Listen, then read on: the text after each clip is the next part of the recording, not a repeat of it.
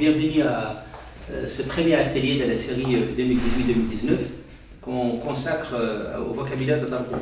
On a déjà commencé d'ailleurs le dernier atelier théologique sur certains concepts clés dans la pensée de Charles qu'il faut saisir pour pouvoir comprendre sa pensée. Parce que tout penseur, au sens de fabrique des idées, tout fondateur des doctrines a son propre vocabulaire. Donc si on se trompe de vocabulaire, on ne le comprend pas, on risque aussi de ne pas comprendre sa pensée.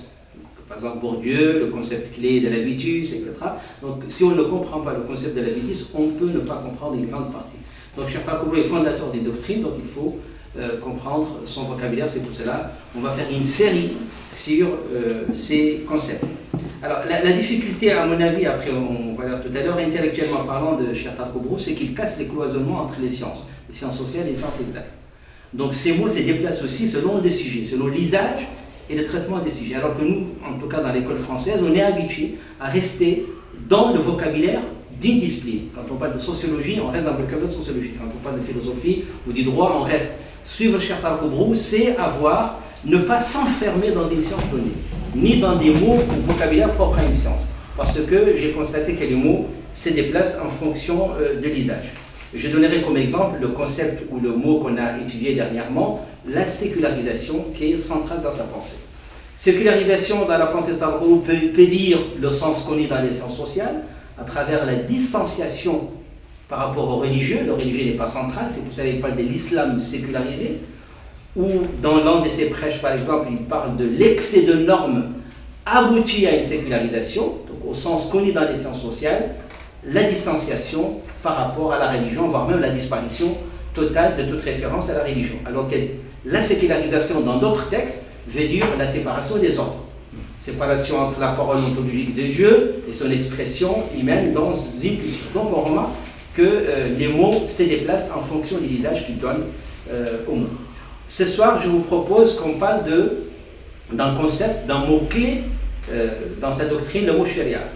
Surtout qu'on attend avec impatience la publication de cette doctrine qu'il a appelée sharia des minorités. Et à l'époque, les religieux, pas simplement les musulmans, mais surtout les religieux, ont reproché à Charles Koubro l'usage du mot sharia, parce que sharia, chez beaucoup de religieux musulmans, elle est intangible.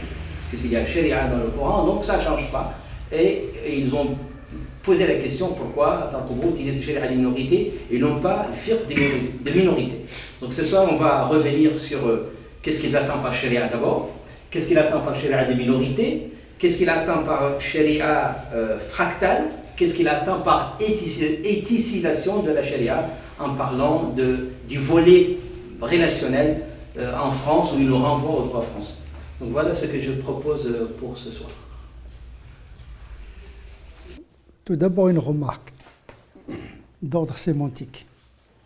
Il est évident que le sens est plus large que la terminologie. Le sens est infini, mais le langage est fini.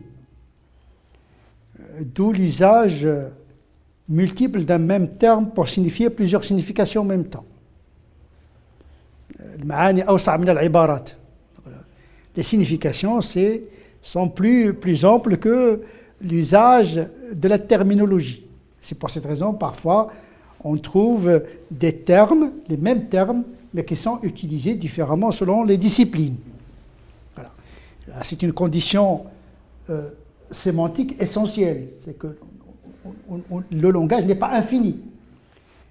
Mais la réalité, elle est infinie, imprévisible.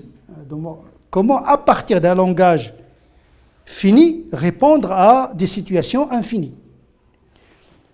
Ce qui explique le pluralisme de l'usage d'un certain nombre de concepts et de vocables quand je traite un certain nombre de questions. La notion de la sharia dans le Coran est utilisée dans le sens de la voie. Étymologiquement, la sharia signifie une source facile d'accès. Le verbe shara'a veut dire commencer une entreprise.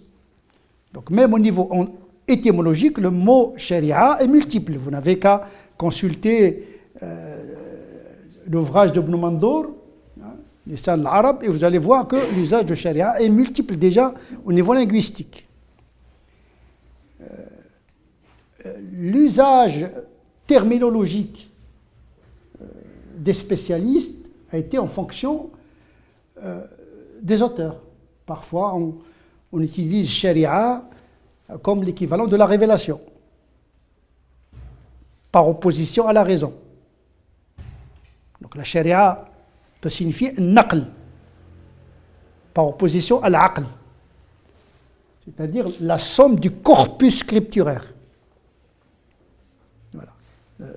La sharia peut signifier la somme de la révélation, que ce soit le Coran, que ce soit la Sunna. Parfois, la sharia est utilisée dans le sens de la dogmatique, la aqida, tel que l'usage de l'Ajuri dans son ouvrage Kitab Sharia. Quand vous ouvrez le livre, il n'y a pas de normes, il n'y a que une approche apologétique de l'orthodoxie sunnite, donc une approche théologique. Donc vous voyez, l'usage de Sharia est multiple. Il peut signifier de manière plus usitée le système normatif. Parfois on le confond avec le fiqh. La Sharia souvent est confondue avec le fiqh. Pour moi, la Sharia ne peut pas être confondue avec le fiqh, puisque le fiqh n'est qu'une photographie, une lecture de la Sharia, c'est-à-dire la norme selon des doctrines différentes. Il y a une Sharia, mais il y a plusieurs doctrines de le fiqh. Ça aussi, c'est une définition. Et quand je parle de la Sharia normative, la Sharia de minorités, pas des minorités, de Sharia de minorités, c'est que j'opte toujours par épistémologie de la réalité. C'est à partir de la réalité que je confectionne ma terminologie. Notre réalité est fluide, provisoire, dynamique, où tous les groupes sont minorés. Il n'y a pas une majorité planétaire, puisque désormais nous sommes dans un monde mondialisé. Donc, sortir du paradigme de dominance, d'invariance, de la logique impériale dans laquelle le fiqh classique a été conceptualisé. La réalité a changé, donc il faut inventer de nouveaux concepts. Sharia de minorité, c'est un concept qui résume une théorie normative à partir de la laïcité française comme un laboratoire de l'universalisme du système normatif, rituel, éthique de l'islam. J'utilise parfois la Sharia dans le sens du vouloir normatif de Dieu. Et ça, on est, à ce niveau-là, on est en rapport avec la théologie. Ça veut dire la norme, l'ahkam shar'iyya, les lois normatives, ne sont pas coupées des fondements théologiques. Si l'on considère que la Sharia est le reflet des noms et des attributs de Dieu. Parce que la loi doit refléter les qualités de Dieu. Se tromper de Dieu, c'est se tromper d'interprétation de sa loi. Donc, cette Sharia a besoin d'une doctrine théologique a priori. De quel Dieu s'agit-il? De quel vouloir existentiel et normatif s'agit-il? Donc, il y a une équation préalable qui préside à la théorisation de la Sharia ici et maintenant. Donc, je pars d'une singularité laïque pour tester l'universel du système normatif en lien avec ses fondements théologiques. Et donc, tout en traitant une situation d'urgence, l'islam en France, qui intègre la laïcité, l'histoire, la théologie d'acculturation, d'altérité, etc. Donc, il y a des aspects théologiques. Le fiqh classique a été formalisé pour les musulmans, entre musulmans, où le non-musulman est minoritaire. Aujourd'hui, on n'est plus dans une logique califale, on est dans les logiques des États-nations. Donc, le paradigme de philosophie politique ou bien théologie politique a subi une révolution copernicienne. Il ne s'agit plus de peuples, de système politique qui réunit des peuples en fonction de leur ethnie ou de leur religion, mais en fonction d'un projet politique. C'est ce qu'on appelle l'État-nation. Citoyenneté, société, pouvoir, démocratie. Donc on est dans un paradigme de philosophie politique qui nous oblige à revoir le système normatif, c'est-à-dire la légalité. Le musulman croyant, mais il doit agir dans le monde. L'agir doit être orienté par des normes, mais ces normes doivent être fermes dans leurs principes, plastiques et fluides dans leur traduction en fatwa, en ahkam. Le hukm yataghayyar, la loi change, mais le principe ne change pas. L'égalité est universelle, la dignité est universelle, la justice est universelle, et le Coran il a traduit ces principes dans le modèle anthropologique du moment coranique. Ce qui va m'intéresser, ce n'est pas la reproduction des lois qui ont intégré le modèle anthropologique, mais la méthodologie divine de Tenzil, comment Dieu a intégré son vouloir dans les limites anthropologiques de l'époque. C'est-à-dire que la norme ne correspond pas toujours au vouloir absolu de Dieu. Il peut légiférer quelque chose qu'il n'approuve pas, il peut aimer quelque chose pour laquelle il ne met pas de règles, parce que le principe de réalité veut qu'il n'y a pas de révélation qui vient répondre à une situation qui pourrait résister à la norme. Et Dieu ne cherche pas à être désobéi. Quand il révèle le Coran, comme disait l'imam Shatibi, qui dit prophète dit Coran, il dit le prophète n'a pas énoncé une loi avant de s'assurer de la disponibilité, de la prédisposition de ses compagnons. Il y a l'éducation, mais la norme vient après la préparation, pas avant. Aujourd'hui, on inverse. On pense qu'avec des fatwas, on va éduquer les gens. Ça nous manque une pièce. Le travail des soufis, le travail des maîtres spirituels, les moralistes, qui élèvent les âmes pour accepter une loi. Donc le fiqh, à un moment donné, est devenu une pièce désarticulée par rapport à la machine théologique, spéculative et théologique mystique. Donc il faut réintégrer tout ça tout en conservant la logique du normatif. La logique du théologique, c'est une chose, la logique du normatif, c'est une chose, mais ils ne sont pas en rupture totale. La loi doit verser vers la foi doit motiver la loi. Toute pratique de la loi qui perturbe la foi doit être suspendue, collectivement, individuellement. La norme ici est dynamique, qui intègre le psychologique, le social, le politique, le maslaha, etc., etc. Donc, vous avez une équation à 50 variables. Si vous n'intégrez pas ces variables, vous n'allez pas comprendre la dynamique de la notion de charia comme une norme au service de l'homme musulman. En même temps, au service de l'humanité, parce qu'il faut intégrer l'autre dans l'économie de la charia. Le fiqh ancien, il parlait aux musulmans. Aujourd'hui, comment se réaliser normativement en intégrant l'autre qui est différent? Parce que ma visibilité, mon comportement concerne désormais toute l'humanité, tellement imbriquée, intriquée par les transports, par les moyens de communication. Nous sommes désormais dans un monde de transparence, d'intrication. Donc la charia, ce n'est pas une reproduction mécanique d'une loi qui a été forgée par le shafi'isme, le malikisme, etc. Non, la charia, il part des principes de l'esprit de la charia en prenant en considération le principe de réalité. Et je parle également de la charia fractale, c'est-à-dire... C'est juste le mot charia, parce que les gens qui... Enfin, j'ai lu quelques réactions par rapport au mot charia du Coran. Ils disent que c'est intangible. Vous dites que la charia du Coran, c'est un ensemble de principes qui intègrent un modèle anthropologique arabe. Est-ce que vous pouvez nous développer ça? Qu'est-ce que l'on entend par charia du Coran? Il y a des normes dans le Coran, par exemple dans le domaine du mariage, dans le domaine de l'héritage, dans le domaine de la famille. Ça, c'est pas la charia, c'est les lois. Mais la loi fait partie de la charia. Oui, si on définit... Il y a le culte, il y a le relationnel. Mais je viens de dire que pour certains auteurs, la charia veut dire le Coran et la sunna. Tout simplement, ça veut dire la référence.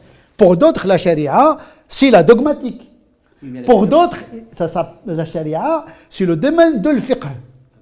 Si on prend la charia comme... Les lois du Coran ne dépassent pas 120 versets normatifs, entre 6326 versets. Ça veut dire les lois, c'est quelque chose de presque 2% du Coran. Et donc, c'est pas ça l'essentiel. Et j'ai dit, dans le Coran, il y a les versets principiels. Adilu huwa aqrabu lit-taqwa, l'adl. Inna Allah ya'muru bil-adli wal-ihsan. Dieu appelle à la justice et à la bienfaisance. Ça, c'est un principe, ça, c'est un verset principiel. Et puis, il y a une traduction de l'adl dans un système anthropologique, patriarcal, tribal. Donc, la justice, c'est une notion dynamique, en lien avec la réalité. Le Coran parle de l'esclavage. Est-ce que le fait de dire, quand on fait une faute, il faut libérer un esclave, est-ce que cela suppose que l'esclavagisme est légitime? Donc quand il y a une guerre, le musulman, il peut transformer le prisonnier en esclave? Est-ce qu'on reproduit l'histoire du moment coranique ou bien l'esprit? Déjà, à l'époque du prophète, il y a des versets qui n'ont pas été appliqués, abrogés. Il y a même au Moyen-Âge des notions dans le Coran qui ne sont plus lisibles, telles que le Maysir. C'est un jeu de hasard que personne ne connaît aujourd'hui. Ibn al-Arabi, il dit le Maysir, personne ne le connaît aujourd'hui. Il doit être tu. On ne sait pas.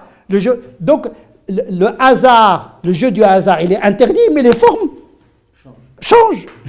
Riba à l'époque du prophète, c'est pas le riba d'aujourd'hui. Donc, les notions sont là, on est avec une réalité donnée. Le théoricien de la norme, lui, il doit extraire le principe de l'enveloppe coranique, parce que le Coran est une enveloppe et un message en même temps.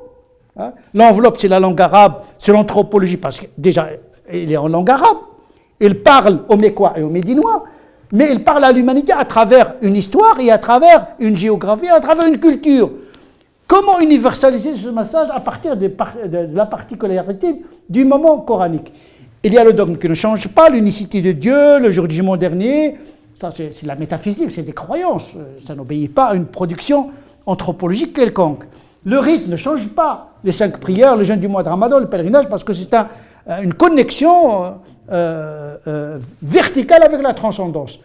Le relationnel, l'horizontal, il y a des principes moraux universels qui suppose une traduction dans une culture donnée. Moi, je parle de cet aspect, mais l'aspect normatif. Oui, puisque pourquoi les savants disent al-aada sharia muhakkama. Les savants disent que la culture est normative. Ils ont trouvé ça où? Ils ont trouvé ça dans le Coran, puisque le Coran il renvoie al ma'ruf, le munkar, etc. Et donc effectivement. Comment vous expliquez que la majorité des écoles canoniques, je parle de l'aspect normatif, l'ahkam shari'a concernant la famille, concernant l'héritage, concernant même l'aspect financier, concernant les lois pénales. La majorité des écoles ont canonisé ça comme quelque chose d'intangible. Parce que leur culture n'était pas très loin de la culture des moments coraniques. Et même à cette époque-là, l'imam Shafi'i, il a changé sa doctrine en changeant de pays. Déjà à cette époque-là, sa doctrine à l'Irak a été complètement refondée une fois en Égypte. Pourtant, la culture n'était pas très différente. Donc, voilà, il y a une distance historique qu'il faudrait prendre en considération. La charia fractale. La charia fractale, c'est une contraction de la charia. C'est-à-dire, beaucoup de gens pensent qu'il faut appliquer le droit, il faut appliquer toutes les normes, il faut appliquer, etc., pour être dans la légalité. Non. C'est la réalité qui détermine le nombre des normes qu'il faudrait appliquer. C'est la réalité qui détermine la somme des normes, des pratiques. Ça veut dire qu'il y a une extension de la charia quand le moment est favorable, il y a une contraction de la charia quand il y a une situation de contrainte, que ce soit à l'échelle individuelle, familiale, sociétale, communautaire. Je ne vais pas entrer dans les détails parce qu'on peut entrer dans l'illustration de quelques exemples de manière technique, en appelant, en convoquant l'istihsan, en convoquant le qiyas, en convoquant l'orf, etc. Tous ces mécanismes classiques doivent être convoqués. Il ne s'agit pas de renoncer à la méthodologie de l'élaboration, sauf que la réalité a changé. Ce n'est pas le mécanisme de pensée qui a changé. Moi, je pense que le paradigme normatif, il se situe au Moyen-Âge. C'est-à-dire la modernité des musulmans, ils l'ont laissé derrière eux. Moi, ce qui va m'intéresser, c'est comment les savants, au Moyen-Âge, ils ont développé des concepts, parce que même l'aqida a intégré la culture. Que dire de la morale? Quand vous lisez la théologie, ils ont intégré toute la culture grecque, toute la théologie, tout au sol al-fiqh sont helléniques. On dit que le christianisme s'est romanisé, mais l'islam s'est hellénisé. Oui, la philosophie, c'était le savoir, la logique, etc., le droit, la philosophie du langage. Toute la formalisation des grammaires s'est inspirée de la méthodologie grecque. Et c'est des Perses qui ont fait ça, Sibawayh, etc. Donc on pense que l'islam, c'est le Coran, la Sunna. Non. Tout ce qu'on appelle le fiqh, usul fiqh, etc., c'est une construction civilisationnelle, légitime d'ailleurs, et géniale par rapport à l'époque. Quelqu'un voulait poser une question, c'est le sharia? Oui. Le mot sharia. Moi je m'interroge, car lorsque je fais une analyse littérale ou sémantique et contextuelle dans la sourate où est prononcé le terme, où est dicté le terme sharia, je ne retrouve pas vraiment une notion de norme en tant que telle. Oui. Il n'y en a pas. Non. Donc, n'y a-t-il pas une interprétation orientée avec une volonté de contrôler vraiment les hommes et les âmes qui sont de pouvoir et religion, qui ont fait depuis des lustres Non, l'islam s'est propagé, est devenu une civilisation. Les musulmans ont dû gérer l'ordre public. On a inventé le fiqh. Pour moi, la charia, c'est un choix sémantique, peu importe.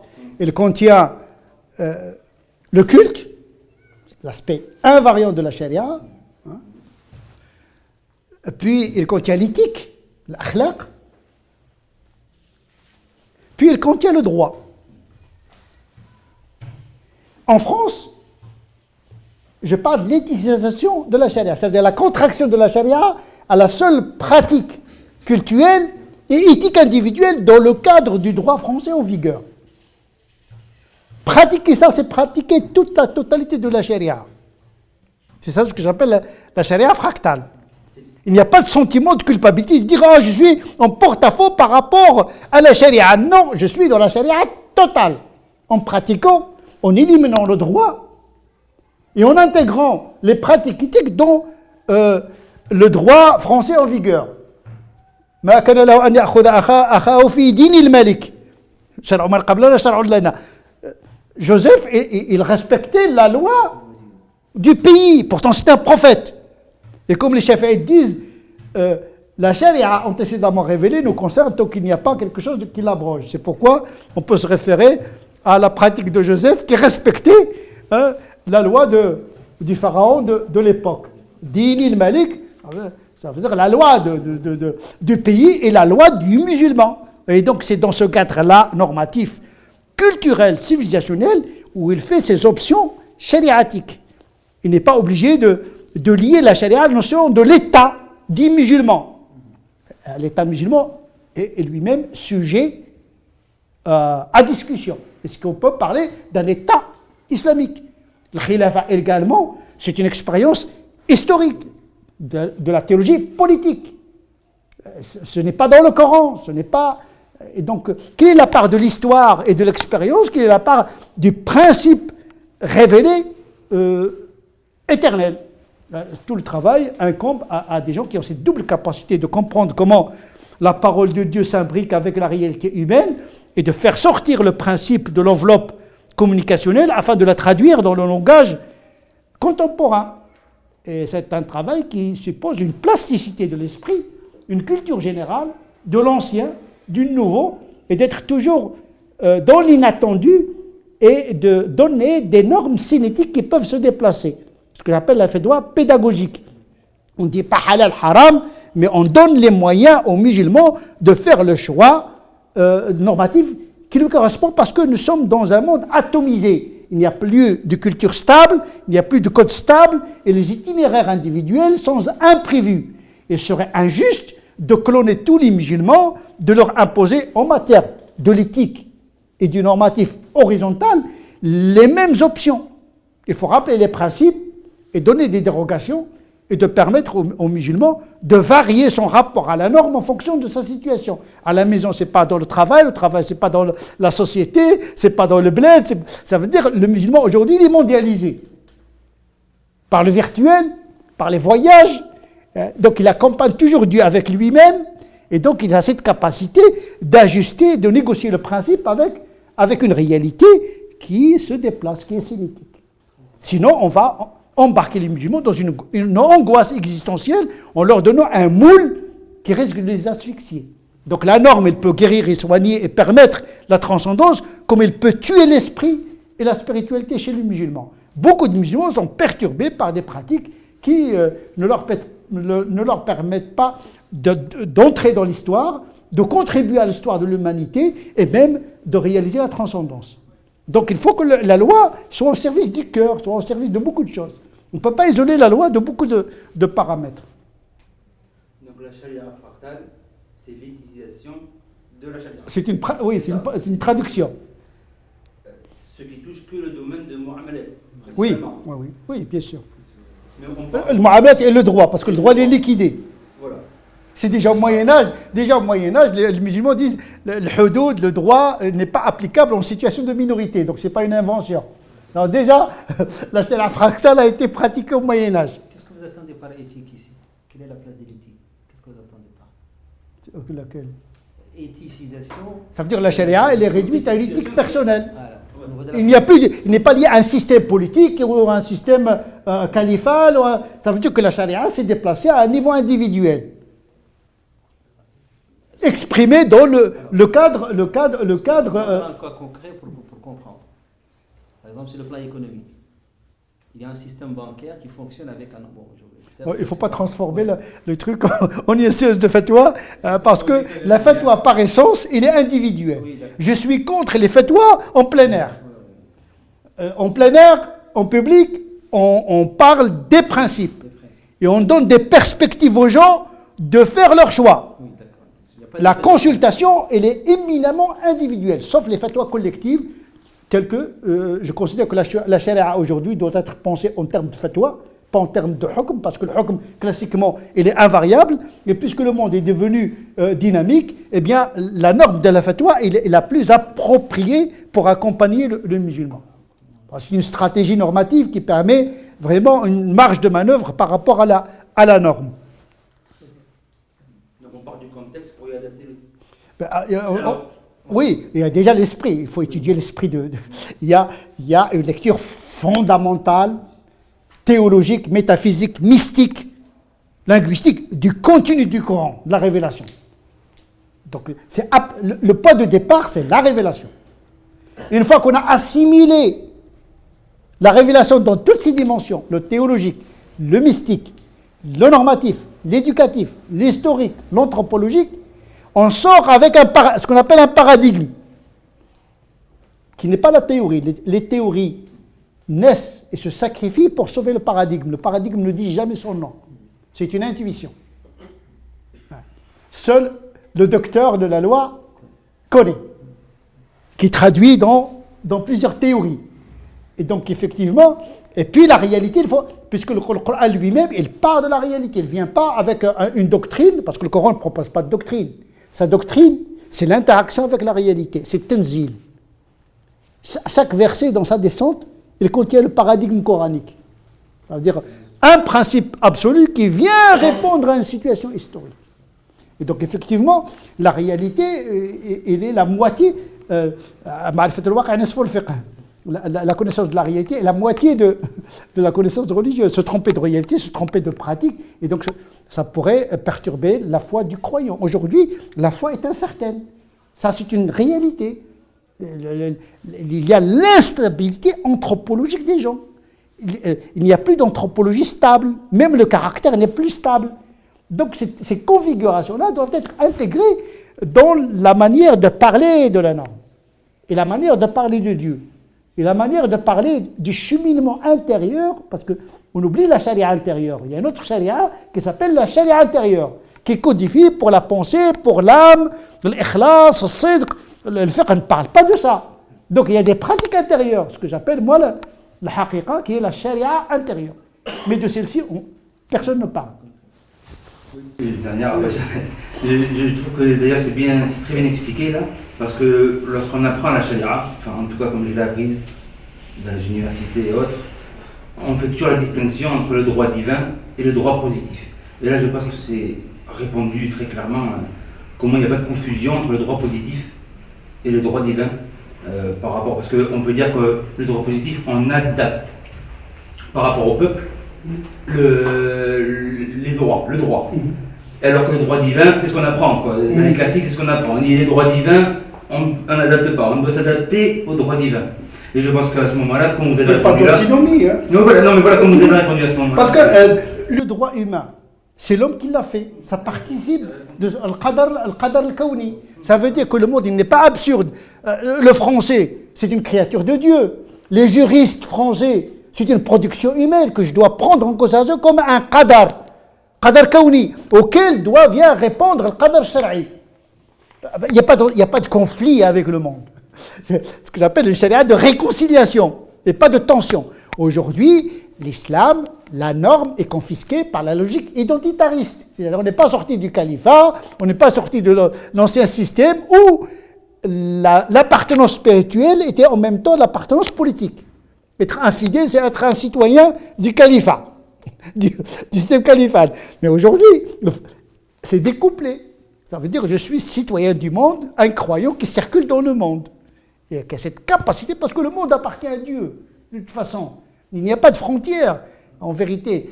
La frontière normative, le fiqh, il a subdivisé le monde médiéval entre Dar al-Harb et Dar al-Islam. Avec des nuances très compliquées. Le but, c'était quoi? C'est pour qualifier le territoire, pour revoir les normes. Mais pour le théologien, il n'y a pas de frontière. La frontière, c'est croyant, non-croyant. Et encore. Donc on mélange la taxinomie normative avec la taxinomie théologique. Et même au niveau de taxinomie théologique, qu'est-ce que c'est qu'un mécréant? Il faut des définitions. Parce que aujourd'hui, l'incroyant d'aujourd'hui est le même mécréant du moment coranique. Et là aussi, l'ijtihad, il doit se faire également au niveau théologique, pas uniquement au niveau normatif. Beaucoup de gens pensent que l'ijtihad, il se fait uniquement sharia. Et non, mais l'ijtihad se fait également dans la dogmatique et le théologique. Il y a des personnes qui ont dit que ces vocabulaires sont parfois un peu complexes à comprendre. Le commun des musulmans, il a besoin de plus de simplifier ces vocabulaires. C'est vrai, il y a beaucoup d'intellectuels qui comprennent bien ces terminologies, etc.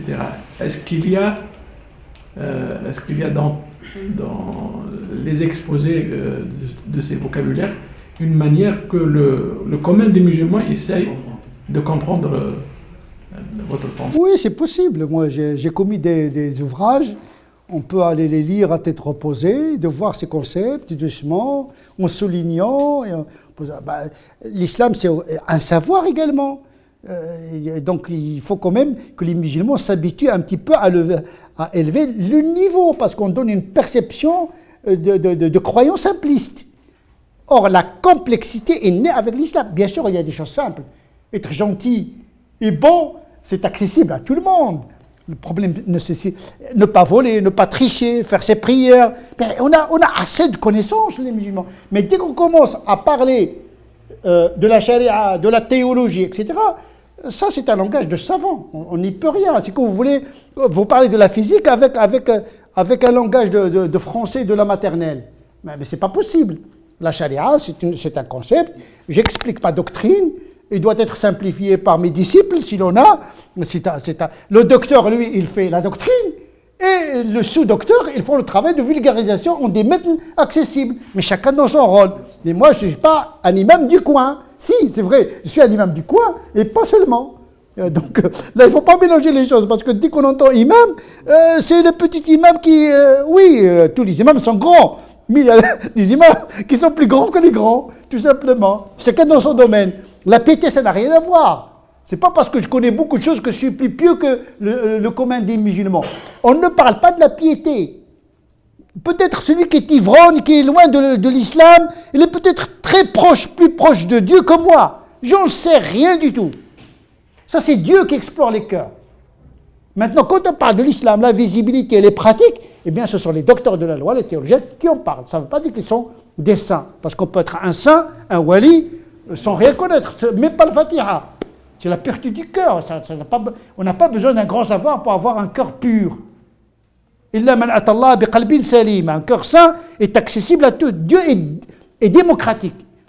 Il est accessible aux savants comme aux ignorants. Sauf qu'on a des savants aujourd'hui qui rendent la vie difficile aux croyants. Moi, je veux simplifier. Mais pour simplifier, il faut passer par la complexification. Pour dire aux musulmans, c'est très simple d'accéder à Dieu. La pratique est très facile. Vous avez des dérogations. Il y a les 5 prières. Il y a un rythme à respecter. Vous pouvez regrouper les prières. Si vous êtes dans une situation de gêne, vous pouvez prendre la dérogation.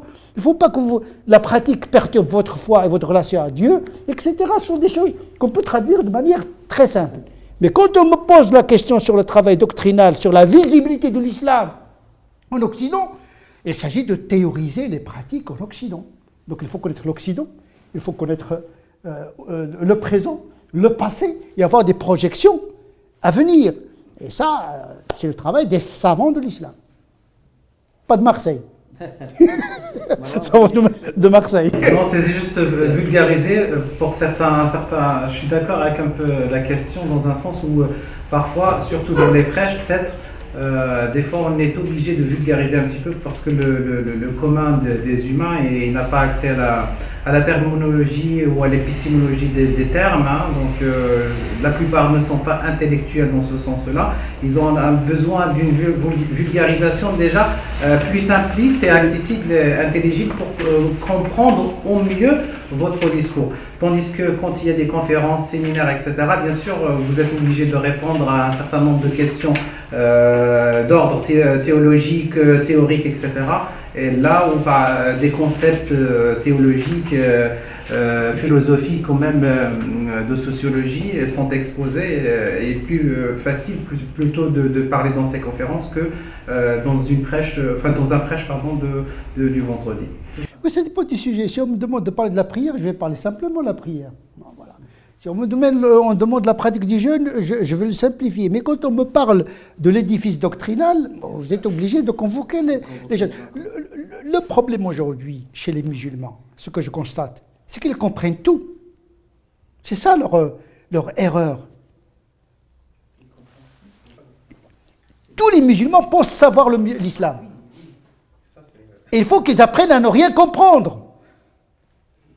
Il faut à un moment donné que le musulman dise « j'ai rien pigé ». Parce qu'il y a tellement de discours simplistes d'un certain nombre d'imams qui véritablement donnent l'impression que c'est trop simplé et qu'on n'a même pas besoin d'imam s'il va nous dire ce que nous connaissons déjà.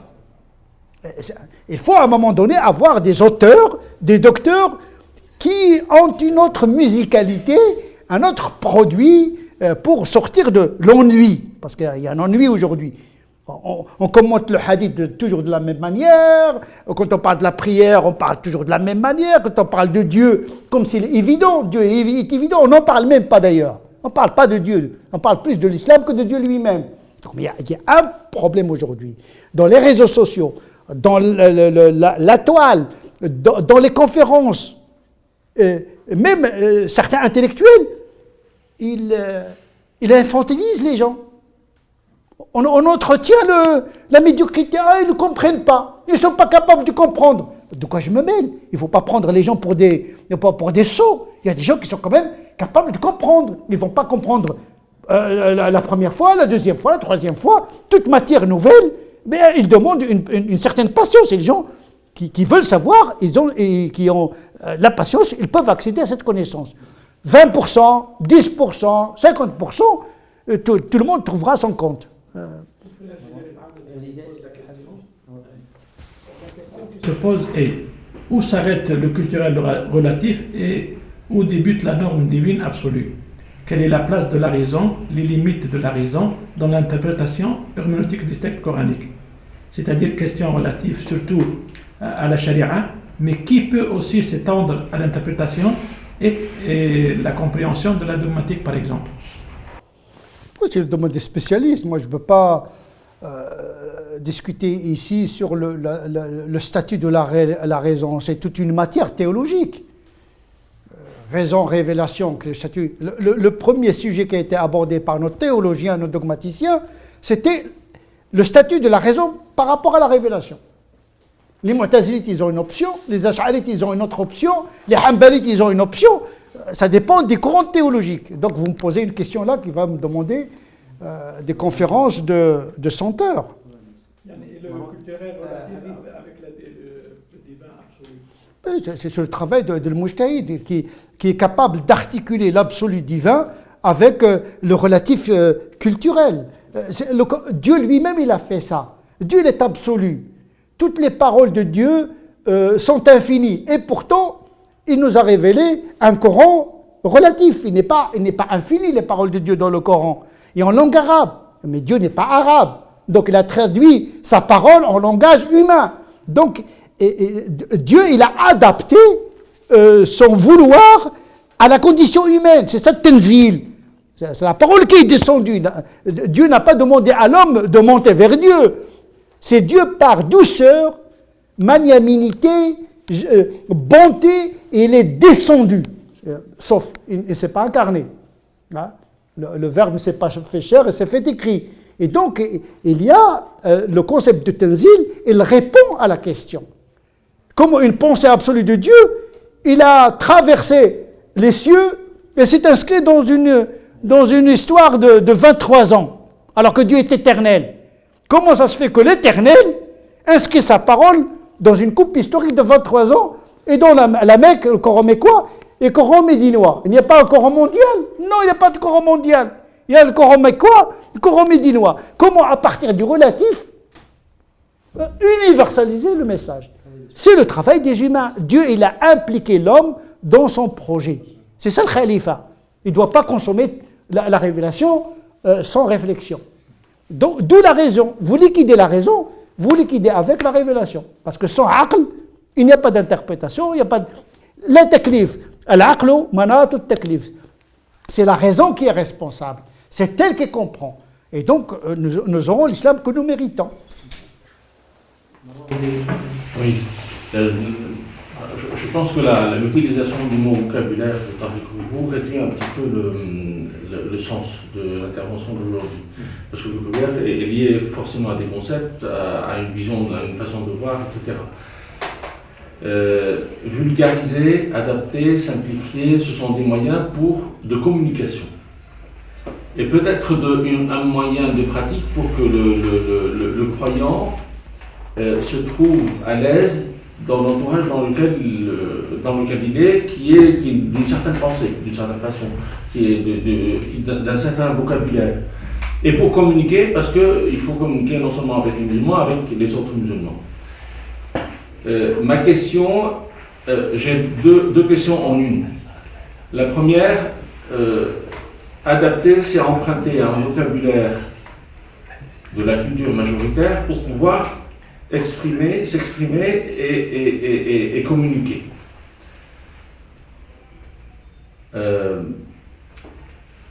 La deuxième, c'est ce qu'on fait de toute façon les prophètes, et c'est ce que nous dit le Coran, il ne peut pas communiquer avec son peuple. Il n'y a pas le mode de communication partagé. Il n'y a pas le langage à partager. Ma deuxième question, est-ce que, en utilisant forcément pour tout, c'est la première question, en utilisant forcément pour tout le vocabulaire, un vocabulaire adapté, ne fait pas perdre à la religion une certaine particularité. C'est-à-dire que toute religion a un certain nombre de normes, dont le vocabulaire, pour avoir une certaine particularité. Est-ce qu'en adaptant le vocabulaire de la religion à la réalité, ne fait pas perdre un petit peu de la particularité de cette religion? Deuxième chose, et c'est là où je reviens au fait que l'intervention est beaucoup plus large que le vocabulaire, est-ce que, et je pense que oui, mais je pose la question quand même, est-ce que l'interprétation fondamentale, spirituelle, philosophique de la religion musulmane ne doit pas aussi être faite? Parce on dit, on adapte le vocabulaire, mais il y a une vision fondamentale qui ne change pas. est-ce que cette vision fondamentale est du ressort du fixe, dans le sens figé, ou bien est-ce qu'on peut également rejeter une nouvelle vision sur, pas forcément changer, bien entendu, mais une nouvelle vision, une nouvelle façon de voir de cette interprétation fondamentale, philosophique et spirituelle, en fonction de la réalité. La tradition médiévale, qui est un moment important dans la pensée musulmane, a traduit le Coran dans le langage de l'époque. Même au niveau de la dogmatique, lorsqu'on parle de date, de sifat, de l'asma, c'est emprunté des problèmes philosophiques grecs. Al-mukhalafatu lil hawadith, la dissimilitude par rapport aux accidents. C'était une terminologie ash'arite empruntée au vocabulaire grec. Mais le sens ne change pas. Peut-être le vocabulaire change. Et là, nos significations, nous devons salat, on dit la prière. Bon. Déjà, salat en arabe, il a plusieurs significations. Wa kana salatum salat ad-du'a, etc., etc. En vérité, il ne faut pas se fixer sur les mots. Moi, j'adopte ce que j'appelle la théologie proximale, sémantique et proximale. Il faut partager le même vocabulaire avec des significations différentes. Mais si vous venez avec un vocabulaire différent, vous ne pouvez pas entrer en dialogue avec la culture en question. Emprunter le même canot, les mêmes canaux communicationnels avec des significations et des définitions particulières. Donc on réduit les distances, une proximité culturelle avec une distance significative au niveau des concepts. Déjà, dire Dieu, c'est Jésus dans la tradition occidentale. Dieu, c'est Jésus. Oui. Non? Quand un chrétien dit Dieu, il pense à Jésus, qui est l'incarnation. Le Seigneur, le Sauveur. Dieu lui-même qui vient de Zeus.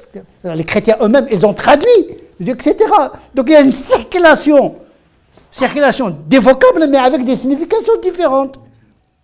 Allah, ça existait déjà chez les polythéistes. Il n'a pas dit non, on va changer de nom de créateur, on va inventer, etc. Non, l'islam, il procède par continuité, proximité sémantique, avec une distanciation au niveau des sens. Le pèlerinage, à la Mecque, les polythéistes faisaient le même pèlerinage. On l'a débarrassé du polythéisme, on a conservé la forme. Donc, le génie de l'islam, c'est qu'il est presque syncrétique, œcuménique, ça veut dire il ratisse large. Il ratisse large. Avec les polythéistes, avec les juifs, avec les chrétiens, ils cherchent toujours des points d'intersection pour pouvoir ramener les gens à des significations. Mais se cloîtrer dans un vocabulaire qui va vous isoler au niveau de la communication, au niveau des significations. Et ça, on va théoriser notre extinction théologique. Donc, quand on dit la messe, peu importe la messe, pour moi, la messe du vendredi, on sait la définition de la messe du vendredi, peu importe. Mais le français dit la messe, ils sont comme nous. Déjà, pas mal, on n'est pas des martiens, on fait la messe. Sauf que vous avez le dimanche, nous, vous avez le vendredi, on n'a pas la même chose. Mais ça, ce que j'appelle la théologie d'acculturation. Le problème aujourd'hui, c'est qu'on a une logique identitariste. Et la logique de l'identité, c'est de créer des frontières. L'islam n'obéit pas à cette logique-là. Depuis les années 80, on n'a fait que cloîtrer l'islam dans une logique identitaire. Et moi, je combats ça depuis très longtemps. On m'a insulté, il noie le poisson, il va diluer l'islam, il va le faire disparaître. Mais c'est vous qui êtes en train de le faire disparaître en l'asphyxiant dans une carapace identitariste, périmée et complètement à la marge du monde. Non, en tant que théoricien responsable, je ne peux pas me permettre de créer des ruptures par rapport à mon monde pour rester fidèle à Dieu, parce que Dieu cherche la relation. Je ne cherche pas la rupture. Toute pensée qui va dans le sens de la rupture, elle est étrangère au projet de Dieu. Et moi, je ne m'inscris pas dans cette logique d'enfermer mon Dieu dans une revanche, dans une vengeance, dans une crise sociétale, psychologique. Ça, on le règle autrement. Mais je n'embarque pas ma religion dans ce conflit politique, identitaire, etc. Le religieux, il doit être fidèle au vouloir de Dieu. Rabbul Alamin, Dieu des mondes. Dieu n'aime pas les conflits. Dieu, salam. Déjà, le prophète a changé le nom de quelqu'un qui s'appelait Harb, guerre. Change-moi ce nom, guerre. Quoi, guerre? Eh bien, malheureusement, il y a beaucoup de musulmans qui ont la guerre dans la tête. Et ça, il faut. Et ce n'est pas leur avantage. Si au moins ils avaient les armes, si au moins ils avaient la force. Non seulement ils sont complètement par terre, et comment ils veulent entrer dans un ring poids lourd. Déjà, ni logique de l'identité, ni logique de la théologie. C'est ça qui est dramatique. Parce que l'identité, elle est réaliste, l'identité. Je compose, est-ce qu'une est majoritaire, minoritaire, etc. Il y a un éclair qu'elle a de mais on n'a même pas cette logique un petit peu de prise de conscience. On entre dans une religion conflictuelle, belliqueuse. Moi, je suis convertie, et je suis convertie suite aux prêches que j'ai entendus ici, que je continue des fois à dire messe, ça m'échappe, parce que voilà, je suis issue du catholicisme, mais pour moi, jamais Jésus a été Dieu. Dieu, c'est Dieu, c'est Jésus, à la limite, à l'époque, c'était fils de Dieu, mais parce que voilà. Vous n'étiez pas une bonne catholique alors. J'étais comme ça, mais voilà. Et je remercie en fait le théologien que vous êtes, parce que vous avez un vocabulaire qui est justement différent de ce qu'on peut entendre ailleurs, dans d'autres mosquées, même si je respecte totalement les prêches qu'il y a. Mais j'apprends des choses avec vous et par vos livres. Quand je ne comprends pas, je remercie aussi les gens qui sont dans la communication à fond, parce qu'on peut réécouter ce que vous dites, parce que même si moi j'ai un niveau d'études quand même un peu... j'ai un bac plus 3, hein, j'ai une licence, donc je comprends, mais des fois je n'arrive pas à vous comprendre. Mais le fait de réécouter sur Internet, ça permet aussi de s'adapter à votre vocabulaire, de se l'approprier aussi. Et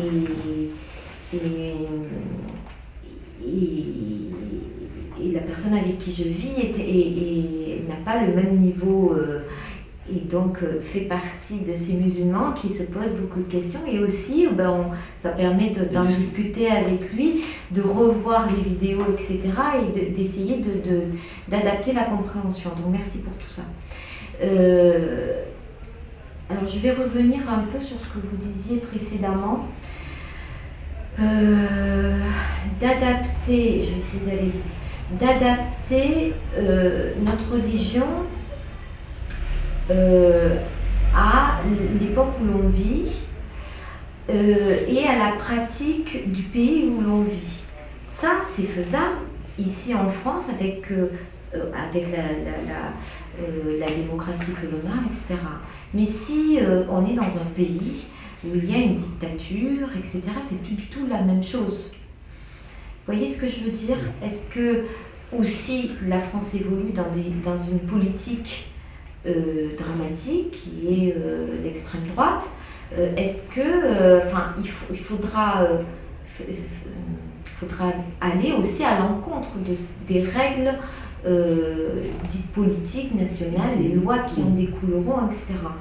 Et à ce moment-là, effectivement, et donc je rejoins aussi, bien sûr, on a notre religion dans le cœur, et c'est là où on revient dans le fondement essentiel de ce que le Coran nous dit, etc.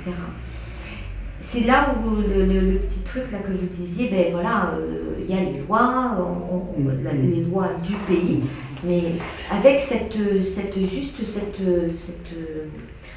ce frein, quoi, c'est en fonction du pays où l'on est, quoi. Merci de me donner l'occasion de répondre à la question de l'adaptation. Il faut qu'on se mette d'accord. sur le principe suivant. Quand je dis s'adapter, ça ne veut pas dire forcément approuver. S'adapter ne signifie pas forcément renoncer. Le Coran s'est adapté, mais ça ne veut pas dire que l'esclavagisme, l'inégalité entre les hommes et les femmes, ça a été approuvé. Le Coran s'est adapté à un régime patriarcal, tribal, arabe de l'époque, et s'est adapté. Mais en traçant un principe recteur pour changer la réalité. Mais vous ne pouvez pas participer au changement de l'histoire si vous n'êtes pas adapté. Donc les musulmans, qu'est-ce qu'ils ont fait? Ils ont commencé par vouloir changer alors qu'ils ne sont même pas adaptés. Les années 80, c'était dans l'alternative, l'islam alternative, le citoyen, etc. Ils ne sont même pas encore sur le terrain. Ils n'ont même pas des crampons pour jouer le foot. Ils sont pieds nus, ils ne sont même pas adaptés au terrain. Ils disent on va changer, on a un projet. Mais là, c'est organiser une guerre civile, tout simplement. Il faut d'abord faire partie de la culture, partie de la nation, pour pouvoir participer. Sinon, on va brûler les étapes et on va vraiment accélérer justement la dictature. On va doper le christianisme, on va doper le laïcisme, on va catalyser l'extrême droite et qui va perdre dans tout ça, eh bien, des musulmans qui sont ineptes, qui sont irresponsables. On va s'arrêter là parce qu'on a dit 1 heure. En tout cas, merci de votre présence et merci aussi à ceux qui nous suivent en direct. Alors juste en petit changement, on tient à ce que les chefs soient présents avec nous. Donc le rythme d'un atelier théologique une fois par mois, c'est pas gérable. On a essayé d'adapter l'atelier théologique à son agenda, donc ça sera une fois tous les 2 mois. Le prochain atelier théologique sera le mois de décembre. Le premier samedi du mois de décembre. Et merci.